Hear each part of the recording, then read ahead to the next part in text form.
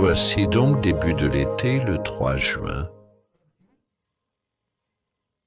Et presque tout ce que vous pouvez voir là-bas sont des plantations que nous avons commencées dans la serre et mises en tant que petits modules.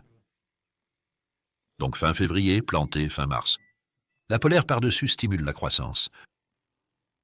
À l'avant ici, si je commence en fait avec ce lit vide, c'était du charbon jusqu'à récemment et nous venons de le tordre parce qu'il commençait à fleurir. Ce sera de la laitue pour l'été. Donc cela restera vide maintenant pendant 3 semaines, puis sera planté avec de petites pousses à la fin de juin. Et ces plantes prendront la relève de la laitue derrière laquelle nous avons déjà récolté 5 fois. Ils ont été récoltés pendant 5 semaines. Et nous ne prenons que les feuilles extérieures chaque semaine, et elles continueront pendant encore 5-6 semaines, jusqu'à ce qu'elles commencent à monter pour fleurir. Et derrière, ce sont en fait des lits d'essai où je teste beaucoup de choses différentes, des méthodes de préparation du sol ou non, et différents composts, et aussi la rotation ou non. Donc, je vais expliquer cela. Je vais y aller et nous allons simplement le regarder. Lit par lit.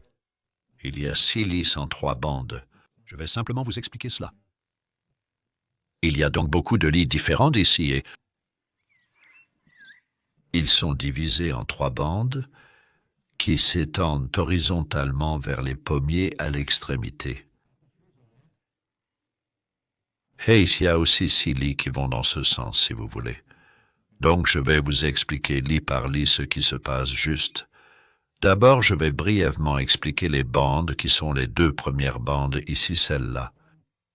Et celles à côté de moi ne sont pas creusées, mais elles ont différents composts. Donc nous comparons la même préparation de sol sans creuser avec du compost de camion dans celui le plus proche de la caméra et du compost acheté qui est à moitié déchets verts de jardin et à moitié compost de champignons. Un compost assez fin, ceux que j'achète. Et la 3e bande, en fait une bande 1 car nous comptons dans l'autre sens. Celle qui est la plus éloignée de la caméra est généralement fourchée chaque automne après avoir dégagé la récolte d'été, donc en mettant une fourche de jardin de 25 cm 10 pouces, tout droit, et en levant pour desserrer et aérer, voyons ce qui se passe. Et cette bande et celle-ci ont le même compost. Donc avec ces deux, c'est comparer le fourchage avec pas de creusage. Les détails de cela sont sur mon site web sous la bannière Apprendre sur la barre supérieure. Vous descendez et vous avez des essais, et puis il y a différents essais sur cette page. J'appelle ceci l'essai à 3 bandes. Ici aussi, nous testons la rotation ou non-rotation. Par exemple, ce sont des haricots bolotis et des haricots coureurs. Et c'est la 7e année consécutive que nous les cultivons dans cette bande de terre. C'est la 3e année de suite que nous cultivons des salades d'hiver. Et voici les restes, dont nous n'avons en fait plus besoin pour la récolte. Ils vont donc aller dans le tas de compost, mais je vais peser la laitue qui est là. Ces laitues ont presque 9 mois depuis qu'elles ont été semées. Elles étaient sous une couverture en maille durant l'hiver. Les rouges de Grenoble, une excellente variété de laitue d'hiver. Et je les accueille. Environ chaque mois en hiver, et plus récemment environ toutes les 2 semaines pour la laitue à feuilles. Ils vont finir, puis nous mettrons des bâtons pour les haricots, ce qui sera montré dans la vidéo suivante. Et la courge qui pousse ici est la 6e année sur 7. Ça aurait été 7, mais une année, des vents et des tempêtes à cette époque ont détruit les plantes.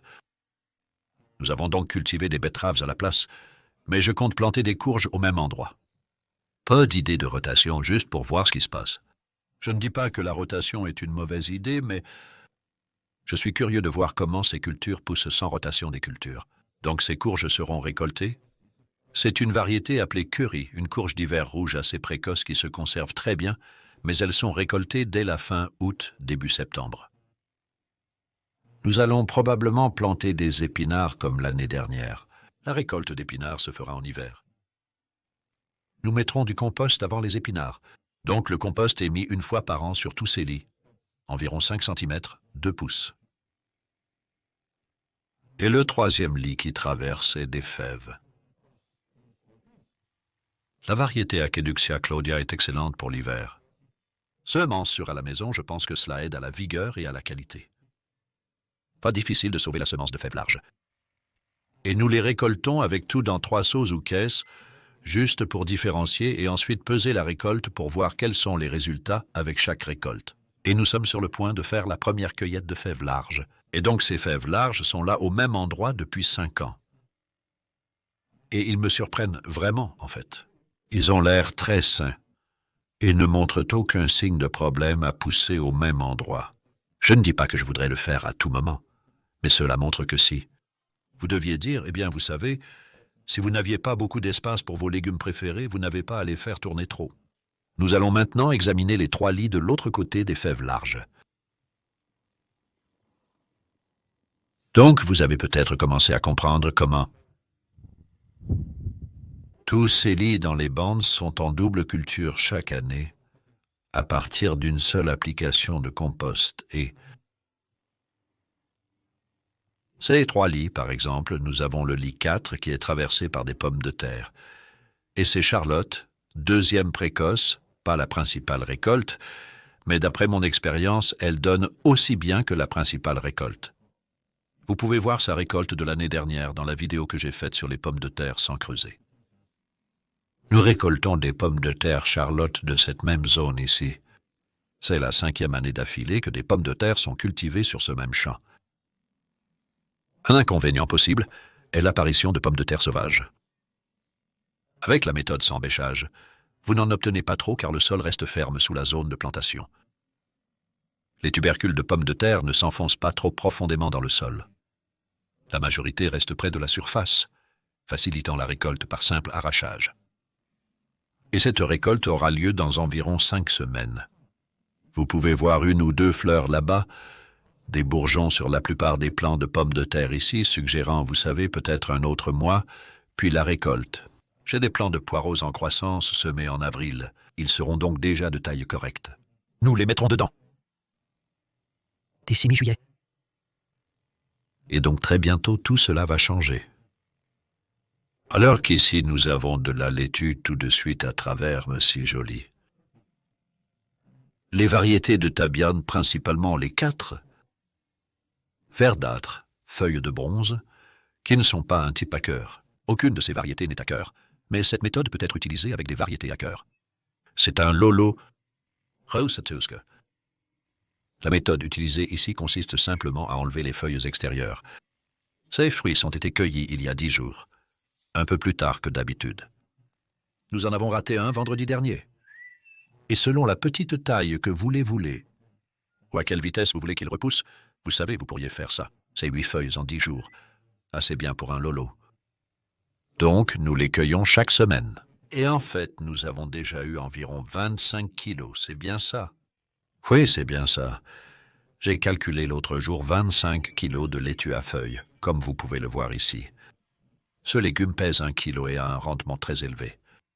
Et ceux-ci finiront lorsqu'ils finiront par fleurir vers la 2e semaine de juillet. Je pourrais planter des chicorées car cela correspond à l'essai sans rotation, même famille de plantes. Et enfin, les épinards ont bien poussé. Nous avons déjà récolté environ 7 kilos en ne retirant que les feuilles extérieures, sans couper. Donc, avec les épinards et la laitue, rien n'est coupé. Ainsi, vous obtenez une repousse plus vigoureuse et les plantes vivent plus longtemps. Ça ne prend pas longtemps de simplement cueillir de grandes feuilles. Et donc, en fait, la bande ayant le meilleur rendement est celle avec du compost de fumier bovin, qui était en fait du fumier de vache de 3 ans. Et il avait été à l'extérieur sous la pluie, montrant comment les nutriments ne se lavent pas d'un compost bien mûr. Et la difficulté avec le 6e lit là-bas en travers est sa proximité avec les pommiers, qui bien sûr continuent de pousser. Au début de ce test, ils étaient minuscules. C'est la 7e année ici à faire pousser des choses ici. Et j'abandonne presque totalement la culture de quoi que ce soit dans cette bande, ce lit le plus proche des pommiers, pendant les mois d'été. À moins que ce ne soit un été vraiment humide, parce que nous avions du chou frisé là-bas l'année dernière, et il a vraiment à peine poussé, mais il a effectivement ensuite décollé en octobre, une fois que les pommiers ont arrêté de pousser eux-mêmes. C'est une autre possibilité. Je vais jouer celle-là et voir ce qui se passe. Et nous reviendrons ici, nous commencerons par une vue d'ensemble, afin que vous puissiez voir le changement global, pour ainsi dire, dans la seconde moitié de juillet, dans 6 ou 7 semaines, et il sera fascinant de voir sur la vidéo combien de changements se produisent pendant cette période, parce que nous sommes maintenant en pleine période de croissance maximale.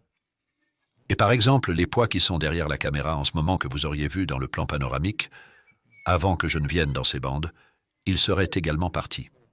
Derrière eux se trouve une asperge, un lit vide pour le moment car nous la récoltons constamment. Et cela commencera à se transformer en une forêt d'asperges de fougères. Je vous reverrai donc durant la 2e quinzaine de juillet.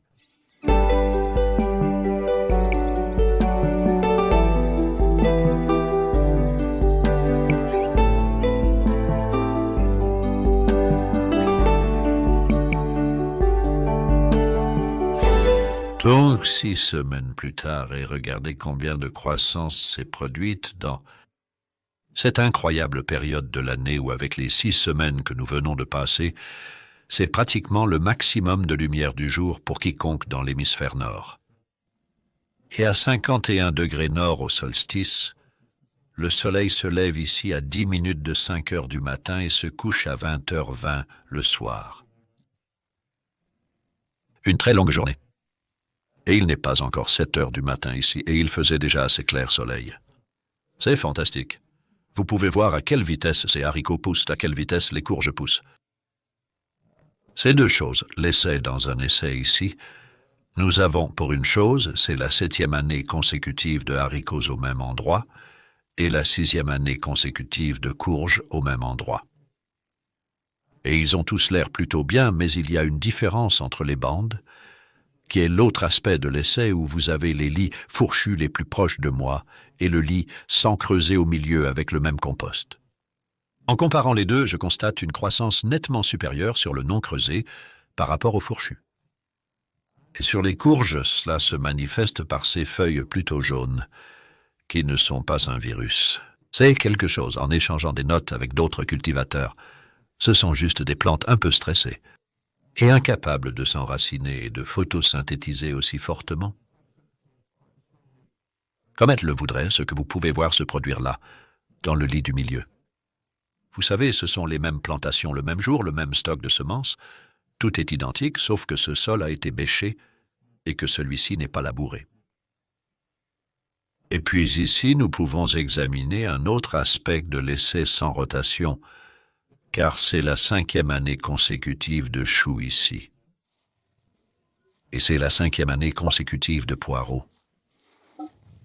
Et la dernière fois que nous étions ici, cette bande, ce lit était des fèves.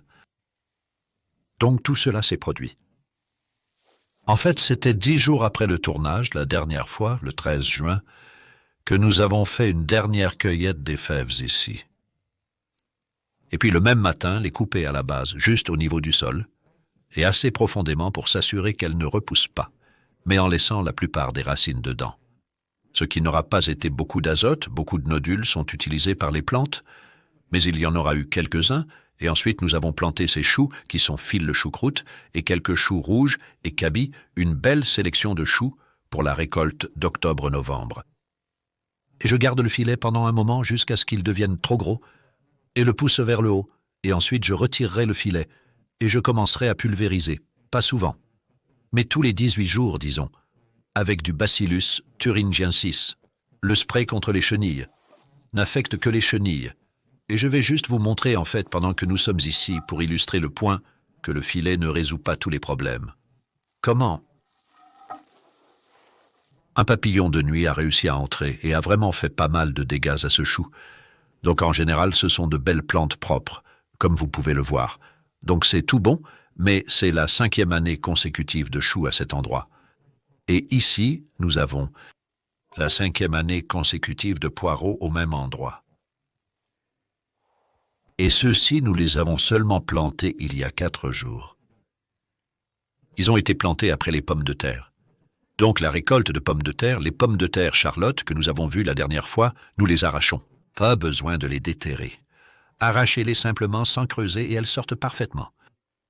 Et nous avons obtenu 48 kilos de cette zone qui ne contient pas de poireaux. Tous sont dans un sac dans l'abri. Ils se conserveront jusqu'en mars, même si nous ne les mangeons pas avant. Charlotte, variété idéale pour une croissance rapide. Conservez bien, plantez autre chose. Et l'année dernière, ces poireaux ont produit environ 26-28 kilos de poireaux pendant l'automne. Tout est bon. Et puis nous jetterons un coup d'œil aux 2 derniers lits ici. C'est ici qu'il y avait les belles rangées de laitue, 6 rangées de laitue. Et il n'en reste qu'une, qui est la Lolo Rossotusca, T-U-S-K. Et je constate toujours que cette variété n'est pas la laitue la plus productive, mais elle produit pendant très longtemps. Nous avons donc déjà eu 12 semaines de récolte à partir de... Ce sont ceux-ci ici, et ils continuent toujours. Donc en enlevant les feuilles extérieures. Nous venons donc de quitter cette rangée, et nous avons planté ces chicorées. Donc c'est maintenant les chicorées qui sont le 2e plantation. En fait, je dois vérifier cela car ils poussent un peu à travers le filet. Nous n'avions pas de cerceau assez grand pour ce travail. En fait, nous pourrions déplacer cela ensuite. Ces chicorées ont été semées vers le 10 juin, plantées ici début juillet. Et l'idée est qu'ils formeront des cœurs en septembre et octobre. De beaux radicchio, c'est le plan. Mais ils sont très populaires auprès des lapins. Et c'est donc à cela que cela sert. C'est une protection contre les lapins. Ici, la 2e plantation était des épinards. La dernière fois, nous avons arraché et fait une récolte finale sur les épinards. C'était plus de 20 kilos de feuilles d'épinards de cette zone. Et en fait, je suis impressionné que ceux-ci se portent aussi bien qu'ils le font, parce qu'ils sont en concurrence plutôt avec les pommiers pour l'humidité. Vous pouvez voir que ces arbres sont assez forts, mais nous avons fait une taille d'été sur ces pommiers, en enlevant au moins la moitié de la nouvelle croissance qui s'est produite depuis mars ou même avril. Et cela réduit la quantité d'humidité que ces arbres prennent d'ici, mais nous arrosons. Jusqu'à présent, nous avons arrosé celui-ci assez régulièrement. Les pommes de terre, nous avons à peine arrosé du tout. Juste un arrosage. On aurait pu arroser davantage pour obtenir les 48 kilos, mais ils ont fini par tous sécher. Nous avons beaucoup arrosé avant de planter les poireaux. Nous avons régulièrement arrosé les choux. Peu car ils sont petits, mais suffisamment pour assurer leur croissance malgré l'absence de pluie. Et nous venons de commencer à arroser les courges et les haricots, maintenant qu'ils entrent en phase de fructification. Ils n'avaient pas d'eau avant cela. Ils étaient devenus assez secs, mais allaient bien. Et je vais juste terminer ce morceau de juillet avec une mention du rendement de la laitue ici, qui est de plus de 55 kilos. 55 kilos. C'est comme 130 livres de feuilles de laitue. De cette zone, pour vous donner une idée du peu de plantes nécessaires pour obtenir une quantité appréciable de salade. Et j'aurai d'autres chiffres pour vous la prochaine fois lorsque nous reviendrons. C'est impressionnant de voir la quantité de nourriture provenant de cette zone relativement petite.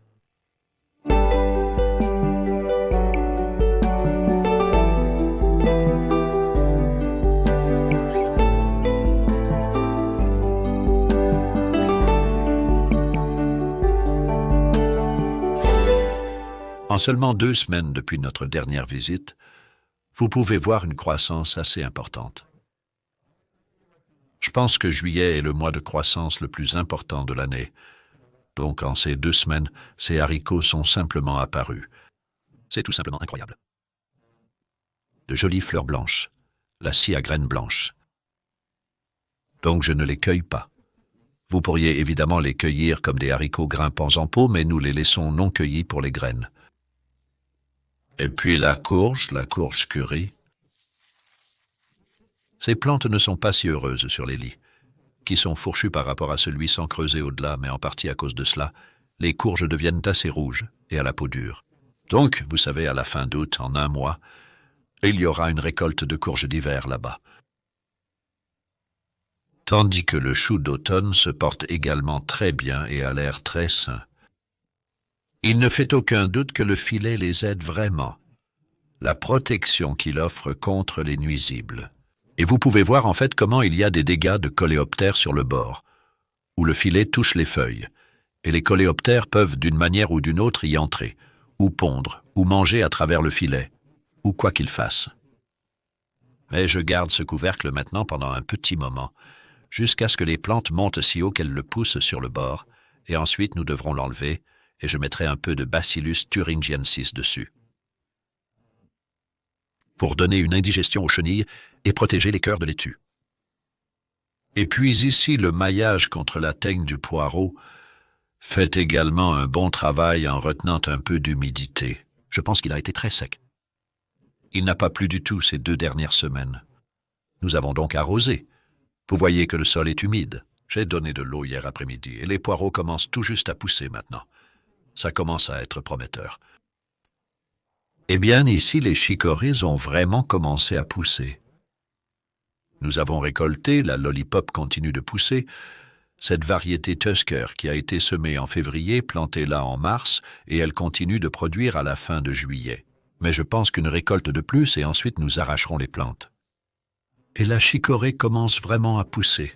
Ils ne ressemblent pas à grand-chose pour le moment, et ils ne commenceront à se former qu'en septembre. Et enfin le chou frisé et le chou là-bas. Pas trop mal parce que nous avons enlevé le filet, il y a des dégâts d'insectes, mais pas trop mal. Et nous avons fait 2 pulvérisations de Bacillus thuringiensis à des intervalles de 2 semaines sur ces plantes. Principalement, je suis surtout préoccupé par le chou, qui ne laisse pas les chenilles manger dans le cœur au fur et à mesure de son développement.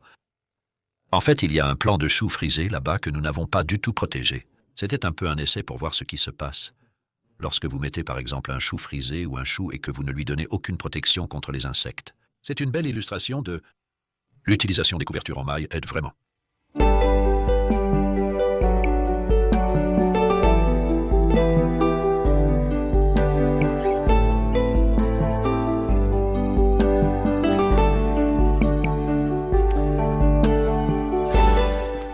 Et c'est le 8 septembre. Depuis notre dernière visite ici, il y a 7 semaines, les choses ont pas mal évolué. Certaines récoltes ont eu lieu et une nouvelle plantation a été réalisée. C'est cette ligne ici où nous avions des courges avant, et nous les avons récoltées il y a seulement 5 jours. 20 kilos de courges d'hiver ici. Courges curry ou oignons de belles rouges. Donc ils sont maintenant tous en train de sécher, les gardant au chaud pour obtenir une peau dure, pour une utilisation en hiver. Et pendant que cela se produit, nous avons déjà les épinards qui poussent. Voici de l'épinard médania, un excellent épinard d'hiver. Très robuste. Ces derniers ont été semés le 10 août, plantés ici à la fin août, début septembre. Et ceux-ci pourraient commencer à produire, nous verrons en octobre, et ensuite survivre à l'hiver pour continuer jusqu'au printemps. Et nous commençons tout juste la récolte de ces haricots ici. Il n'y en a pas encore beaucoup, mais nous attendons ceci. En fait, il y en a un ici que je peux vous montrer, par exemple. Donc, c'est le haricot coureur de scie, et c'est la récolte que nous prenons maintenant. Nous attendons le séchage des gousses. Et ensuite, vous avez ces jolis haricots blancs dans la gousse, qui sont la récolte de haricots secs. Il y aura donc des récoltes successives ici au cours des prochains 5 à 6 semaines de haricots secs et borlottis. Il y a 7 années de suite au même endroit. Les choux et les poireaux font 5. Alors, oh waouh, ils se réchauffent même un peu maintenant. Ces derniers sont incroyables. Nous avons une combinaison de différents choux. Il y a du Filderkraut et il y a du chou rouge granate et il y a un chou blanc cabis. Et ce sont ceux qui ont été ajoutés après les fèves. Et vous pouvez voir qu'ils ont l'air plutôt en bonne santé. C'est vraiment le problème avec les brassicas en été. Ils peuvent subir beaucoup de dommages causés par les insectes. Et j'ai été en train de passer et d'enlever les feuilles extérieures. Comme il y en a une grande ici qui peut être enlevée bientôt, elle a pas mal de trous. Mais en gros, les feuilles du cœur sont les plus critiques, particulièrement maintenant. Nous n'aimons pas que les chenilles y entrent. Alors nous pulvérisons ce Bacillus thuringiensis pour nous assurer que tous les 18 jours environ, les chenilles n'endommagent pas ces cœurs. Et ces cœurs seront en fait prêts assez rapidement maintenant. Ils sont un peu plus tôt que je ne le voulais, vraiment. J'espère qu'ils tiendront un moment parce que j'aime vraiment ceux-ci pour la récolte d'octobre. Mais la pluie convenable que nous avons eue a fait une réelle différence. Ils gonflent. Les poireaux apprécient également un sol et un environnement humide. Donc la pluie que nous avons eue récemment a été bénéfique, et considérant qu'ils n'ont été plantés ici que 8 semaines auparavant. Vous savez, c'est déjà une croissance assez régulière. Il y a différentes variétés ici, une un peu plus précoce de ce côté, c'est pourquoi elles sont un peu plus grandes que celles de ce côté. Et comme ce sont des pommes de terre qui suivent, nous les avons beaucoup arrosées parce que les pommes de terre ont absorbé toute l'humidité. Ainsi notre arrosage combiné à la pluie les aide, et nous retirons simplement quelques-unes des feuilles les plus anciennes de temps en temps, si elles ont beaucoup de rouille. Cependant, pour les mauvaises herbes, nous désherbons très peu ici. C'est juste un endroit si agréable sans mauvaises herbes. La principale mauvaise herbe en ce moment est les graines de chardon qui ont été emportées par le vent. Il s'agit donc d'enlever le chardon très petit et occasionnel. Les chicorées forment maintenant de beaux cœurs. Donc, la dernière fois que vous les avez vus, ils étaient encore assez petits et ils ont vraiment grandi et ils atteignent un stade où ils commencent également à replier leur cœur. Ils sont serrés en fait. Je vais juste en récolter un pour vous donner une idée de ce que nous cherchons parce que vous ne le voyez pas vraiment. Quand ils poussent, ils ressemblent à ce que je tords généralement pour enlever juste la racine principale là. Je laisse beaucoup de petites racines à l'intérieur. L'idée est de les empêcher de repousser. Vous pouvez les laisser repousser, mais je ne veux pas qu'ils le fassent. Donc, vous avez ça. Ça ressemble à une grande chicorée verte. Mais en enlevant ces feuilles extérieures, vous commencez à trouver un très beau cœur. Observez la différence de couleur. Si j'enlève encore une feuille, ce sera évident. Où cette explosion de rouge se produit au milieu. Et cela se ressent comme serré. C'est une chicorée à boules rouges, palorosa ou rousse. Et il y a probablement un bon demi-kilo de feuilles de chicorée là-bas, que vous pourriez vraiment bien rôti, ou nous les démonterions et les mettrions dans des sacs à salade. La chicorée offre de nombreuses utilisations culinaires. L'amertume douce, l'accent est vraiment mis sur le doux, parce que toute l'amertume est là, le doux avec beaucoup de saveur. Et enfin, nous avions ici du chou entre le chou frisé, qui est presque terminé. J'ai coupé plusieurs choux.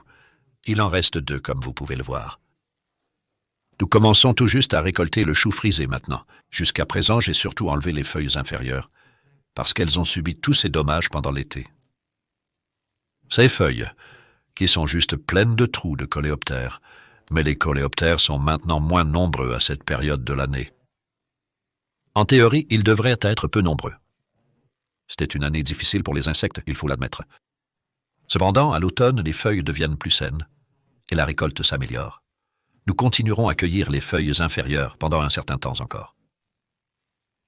Nous terminerons cette série avec un dernier regard sur cette parcelle fin octobre. Alors, j'ai hâte de vous voir à ce moment-là.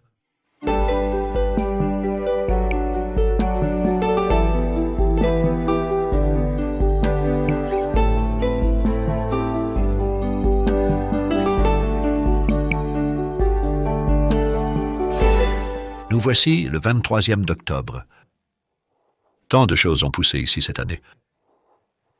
En fait, environ 255 kilos de légumes provenant de cette zone que nous avons observée, c'est déjà plus de 600 livres de récolte. Comme par exemple dans le premier lit là-bas. Oh, j'ai juste retiré un peu la couverture en polaire pour vous montrer la plantation que nous avons faite il y a seulement 2 semaines de salade pour l'hiver. Ce sont donc des plants de laitue endive, d'oignons de printemps et de mâche qui ont été plantés le 10 octobre, le même jour où nous avons pris la récolte finale des haricots qui étaient là. Donc les haricots grimpants ont donné au total 11 kilos de haricots secs qui sont maintenant en bocaux dans la maison. C'est donc une merveilleuse réserve de nourriture pour l'hiver, le printemps et même l'été prochain. Et ces salades donneront probablement une première récolte avant Noël. Cela dépend de la météo. Et ensuite, si tout va bien, elles donneront, disons, une récolte en janvier, une en février, 2 en mars, 3 en avril, ce genre de choses. Une petite quantité. Les épinards ont remplacé les courges qui étaient là précédemment.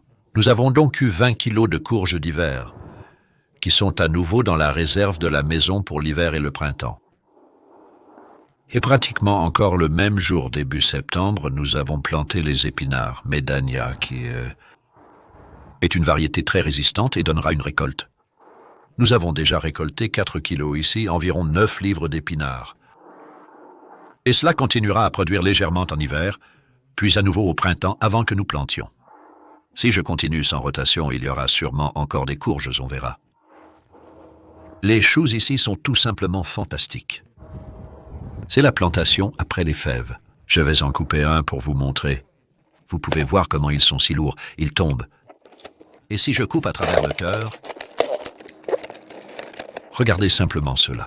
Je peux à peine le tenir. Il commence à se fendre, signe qu'il est vraiment prêt. Voici le Filderkraut, une superbe variété allemande. Estimerai que c'est un bon 5 kilos, soit 11 livres ou plus de cœur de chou, un cœur vraiment doux et bon. Donc, j'ai déjà coupé ici 27 kilos, plus de 60 livres de cœur de chou. C'est après avoir coupé les feuilles extérieures. C'était la 2e récolte après les fèves, et il y a aussi de belles rouges. Et puis en avançant ici, nous avons les poireaux, qui ont vraiment fait des progrès depuis la dernière fois que nous avons regardé. Et pour vous donner une idée du rendement ici, c'était 5 kilos. 11 livres de poireaux de la seule rangée que nous avons retirée des 4. Et c'était la rangée la plus petite. J'estimerais un bon 25 kilos, 55 livres de poireaux à venir. Et c'est après la récolte de pommes de terre, qui était de 48 kilos. Il y a donc aussi beaucoup de légumes là-bas. Nous avons fait un peu d'entretien sur ceux-ci et les avons retirés. Feuilles inférieures avec un peu de rouille.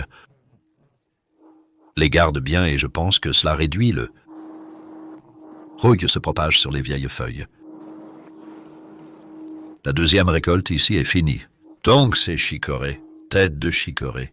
Les jolis radicchio, 26 kilos encore, près de 60 livres.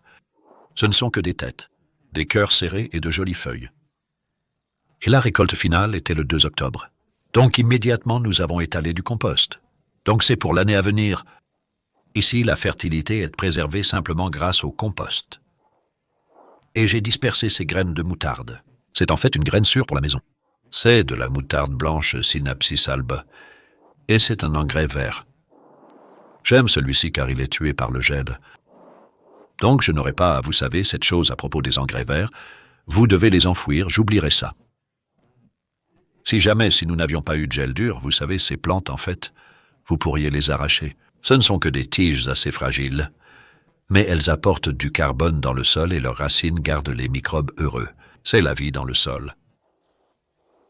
Et enfin, le chou frisé. Il y avait aussi du chou ici la dernière fois, qui a été récolté, a fait des cœurs assez petits. Mais cette section a déjà donné 11 kilos, près de 25 livres de chou frisé et de choux. C'est la 2e récolte après les épinards. Donc, vous avez là un merveilleux aperçu d'un petit bout de terrain qui donne beaucoup de nourriture tout au long de l'année, y compris de la nourriture à conserver. Et vous pourriez varier cela, utiliser cela comme un modèle, le varier en fonction de votre climat, où que vous soyez dans le monde, et vous devriez l'adapter.